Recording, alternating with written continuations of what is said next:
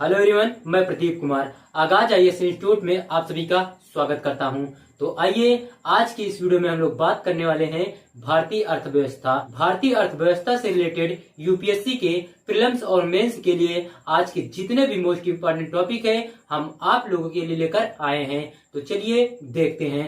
तो देखिए, प्रीलिम्स के लिए जो टॉपिक है वो भारतीय रिजर्व बैंक आरबीआई और तनावग्रस्त ऋण और पर्यावरण और सामाजिक और शासन ईएसजी और मानदंड और संपत्ति पुनर्निर्माणित कंपनी एआरसी। और मेंस के लिए जो टॉपिक है वो है एवरग्रीनिंग लोन और एवरग्रीनिंग लोन के लिए उपयोगी दृष्टिकोण।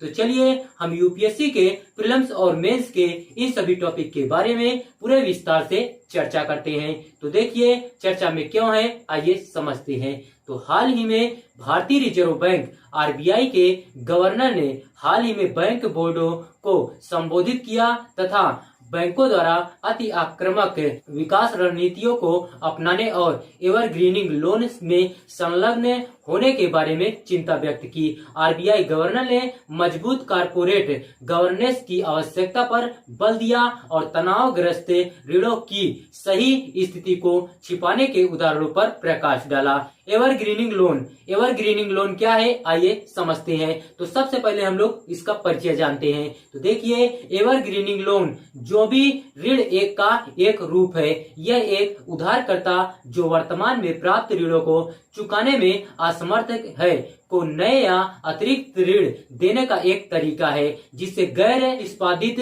अस्थियों एनपीए या बैड लोन्स की वास्तविक स्थिति को छुपाया जाता है। एवरग्रीनिंग लोन के लिए प्रयुक्त दृष्टिकोण क्या है, आइए देखते हैं। एनपीएस के रूप में वर्गीकृत करने से बचने के लिए दो उधारदाताओं के बीच ऋण या ऋण उपकरणों को बेचना और खरीदना। अच्छे कर्जदारों के डिफॉल्ट को छिपाने के लिए तनावग्रस्त कर्जदारों के साथ संरक्षित सौदे करने पर सहमति व्यक्त करना। उधारकर्ताओं के पुनर्भुगतान दायित्वों को समायोजित करने के लिए आंतरिक या कार्यालयी खातों का उपयोग करना।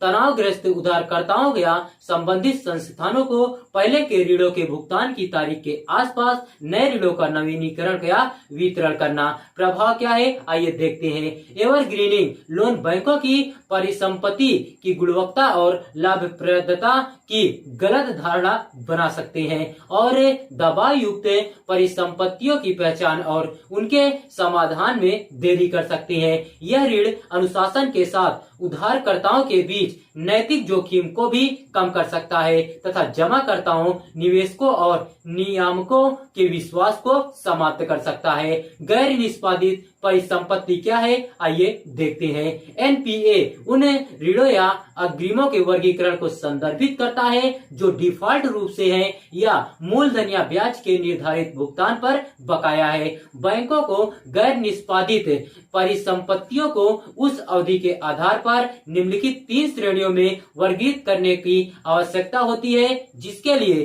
परिसंपत्ति गैर निष्पादित रही है और देय राशि की वसूली होनी है। सब स्टैंडर्ड्स एसेट, यह कोई एसेट 12 महीने या इससे कम समय तक गैर निष्पादित परिसंपत्ति रहता है, वह सब स्टैंडर्ड्स एसेट कहलाता है।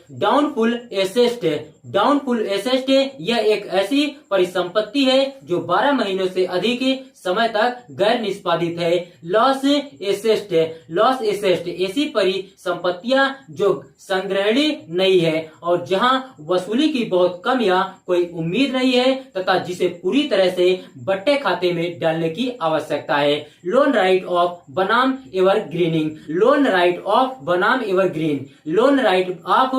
एवरग्रीन क्या है, आइए देखते हैं। ऋणों के पर्याप्त प्रावधान करने के बाद बैंकों की बैलेंस शीट से सभी बैंड लोन को हटाने की एक प्रक्रिया को लोन राइट ऑफ कहा जाता है। लोन राइट ऑफ का मतलब यह नहीं है कि कर्जदार अपने पुनर्भुगतान दायित्वों में से मुक्त हो गया है या बैंक ने वसूली करना बंद कर दिया है। बैंकों की बैलेंस शीट को अच्छा दिखाने और सही वित्तीय स्थिति को दर्शाने के लिए लोन राइट ऑफ किया जाता है।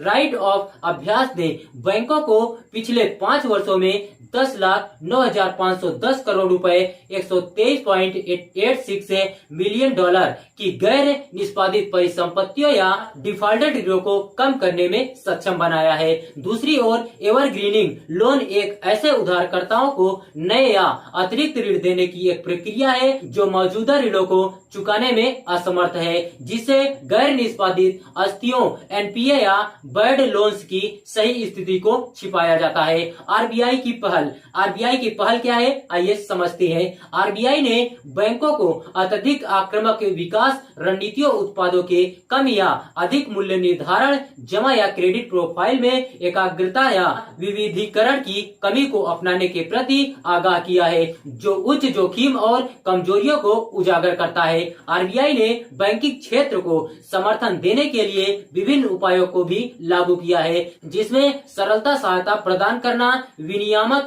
सहनशीलता, परिसंपत्ति पुनर्निर्माण कंपनी एआरसी की स्थापना और समाधान ढांचा शामिल है। हालांकि आरबीआई ने इस बात पर प्रकाश डाला है कि यदि बैंक अपने जोखिम प्रबंधन और शासन प्रथाओं में सुधार नहीं करते हैं तो ये उपाय अपर्याप्त है। कई बैंकों ने अपने ग्राहक को जाने केवाईसी, ग्राहक शिकायत निवारण, धोखाधड़ी रिपोर्टिंग आदि से संबंधित विभिन्न मानदंडों का उल्लंघन करने पर आरबीआई द्वारा लगाए गए दंड का सामना किया है। भारतीय रिजर्व बैंक ने अभिशासन संबंधी मुद्दों के कारण कुछ महत्वपूर्ण निजी क्षेत्र के बैंकों के विरुद्ध पर्यवेक्षी कार्रवाई भी की है। नोट: संपत्ति पुनर्निर्माण कंपनी एक विशेष वित्तीय संस्थान है जो बैंकों और अन्य वित्तीय संस्थानों की गैर निष्पादित संपत्तियों एनपीए को प्राप्त करने तथा हल करने में सक्षम है। बैंकिंग क्षेत्र में एनपीए की बढ़ती समस्या की प्रतिक्रिया के रूप में 1990 के दशक के अंत में एआरसी को भारत में पेश किया गया था। एवरग्रीन लोन का नियंत्रण क्या है, आइए देखते हैं। सबसे पहले हम लोग उन्नत जोखिम मूल्यांकन समझते हैं। वित्तीय संस्थानों को